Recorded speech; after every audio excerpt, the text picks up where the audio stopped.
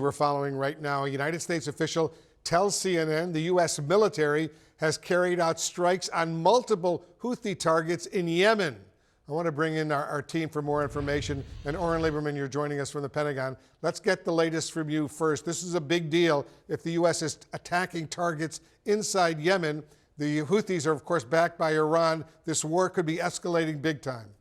The U.S. and the U.K., to a large extent, have been telegraphing the fact that if attacks on commercial shipping lanes in the Red Sea, a critical waterway, continued, the U.S. would be compelled to act. We are now seeing those actions take place in real time. A U.S. official telling CNN that the U.S. is hitting multiple targets in Yemen controlled by the Houthis. We have seen reports of explosions in major western Yemenite cities like Al Hudaydah and several other cities there. That the likely result of these U.S. strikes, the strikes carried out by U.S. fighter jets as well as Tomahawk missiles. Those are land attack missiles launched from Navy vessels. There's also an expectation, based on comments we've seen from the U.K., that they might be a part of these strikes as well. Crucially, this is not a strike on a single location. These are multiple targets, and apparently based on reports of explosions from Yemen across multiple cities. The U.S. very much trying to send a message as it works to deter further attacks on commercial shipping lanes, attacks that have forced some major shipping companies to entirely avoid the Red Sea,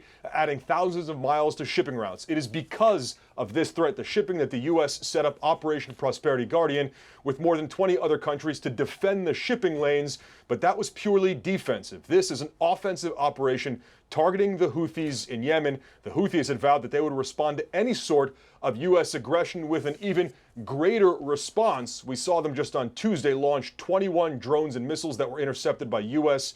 and U.K. destroyers and aircraft. So you see over the course of the last 48, 72 hours, a potential major escalation in the Red Sea and the southern Red Sea. Again, the U.S. now carrying out strikes in Yemen using fighter jets as well as Tomahawk missiles against Houthi targets. They had warned this was a possibility. And Wolf, we are very much seeing that possibility play out as we speak. Yeah, this war could be expanding big time right now.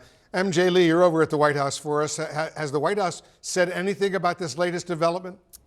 Wolf, the White House has not officially commented yet, but I think it is worth noting how significant this action is, given that the U.S. had very much hoped that things would not devolve to this point.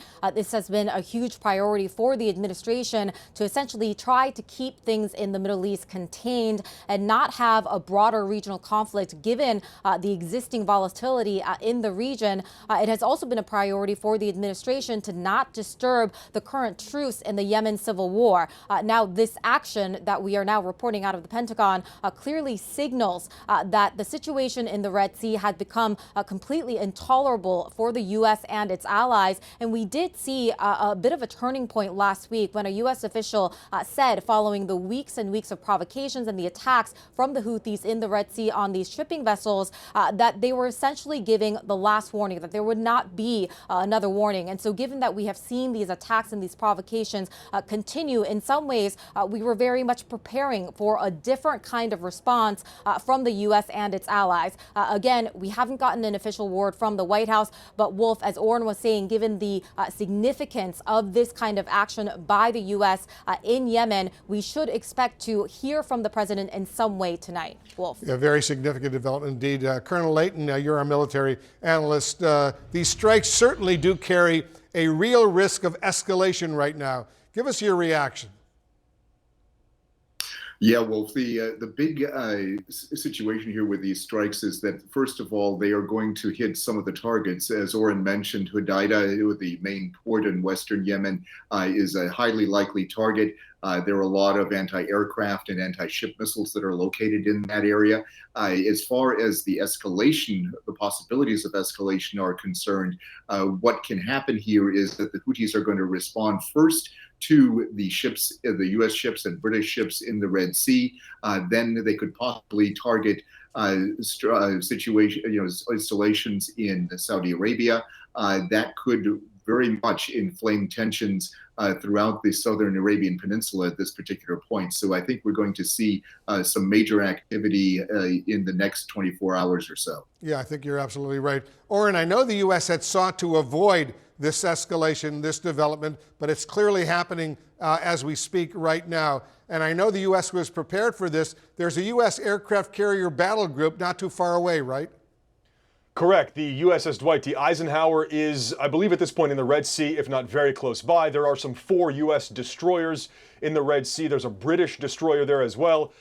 In addition, I believe, other warships from other countries, those part of Operation Prosperity Guardian, to try to protect international shipping there. But it's exactly these kinds of ships you need to shoot Houthi launches out of the sky, and these same types of ships that can use, for example, Tomahawk missiles to carry out strikes on land targets. It is worth noting that we can now say senior administration officials briefed congressional leadership that earlier today that these strikes were imminent. So Congress given a heads up. Congress has put a tremendous amount of pressure on the Biden administration to do essentially more than make statements or put warships in the Red Sea to try to push back against the Houthis and make sure they don't threaten one of the world's most critical waterways. Again, that's what we're seeing here play out. The U.S. very much aware that there could be a risk of escalation with the Houthis, and because the Houthis are an Iranian proxy, you have to keep an eye on Iran to see their reaction to this, especially after the U.S. says they seized a tanker in the Gulf of Oman earlier today. Yeah, very, very significant. Looks like this war, as I said, is escalating big time.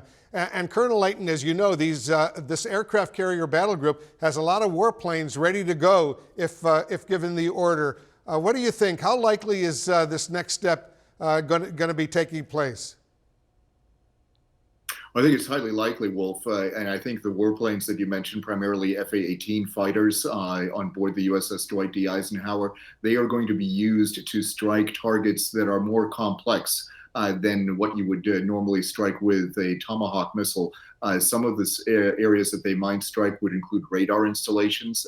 They will also probably go after some of the command and control nodes that the Houthis have. So that is basically what we're looking at here. I think, a lot of activity in the northern part of Yemen and in the western part, which are the areas that the Houthis currently control. I want to bring in CNN's chief national security correspondent, Alex Marquardt. He's getting more information. Tell us more about the U.S. allies and their involvement in what's going on, Alex. Well, Wolf, it was a major consideration in carrying out the military operation that we are now seeing unfold that the U.S. not do this alone. There is a belief that the British would also have a hand in this and potentially others as well. The U.S. really wanted to have global support when it came to retaliating against the Houthi rebels in Yemen.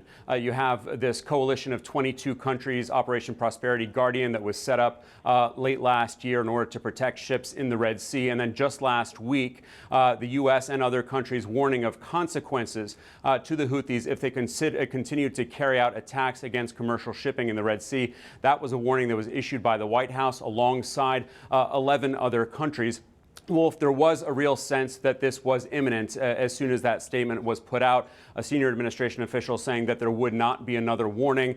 We have seen several attempted attacks and attacks by the Houthis in the past few days, and here we are seeing the response. So as Oren and the Colonel have been alluding to, the question now is what do the Houthis do? What does Iran do in reaction to tonight's strikes? We heard from a senior Houthi leader just earlier today who said that they would confront America and make it kneel down.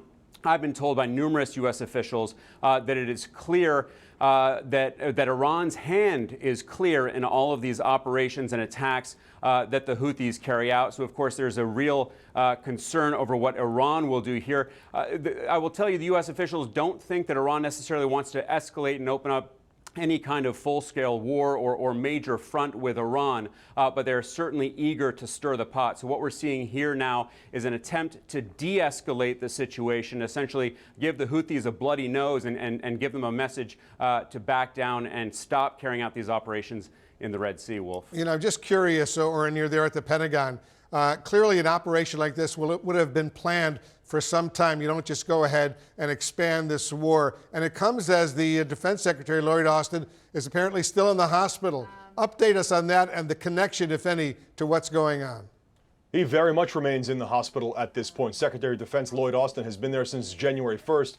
So 10 days and no expectation that he's going to be released in the coming hours, perhaps not even in the coming days here. So the Pentagon has been adamant, and so has the White House, that Austin can do his job from Walter Reed. It is a military medical center that has the facilities necessary to conduct secure communications, and this effectively is their opportunity to prove it. Now, we don't know yet his extent of involvement? Is he able to monitor this in real time? What are the communications like between him and the president at this time? Was this strike pre-authorized? In other words, did he have to give a final sign-off while in the hospital? These are all, frankly, questions that we have right now. The bottom line is this entire process, and the national security perspective, was able to move forward.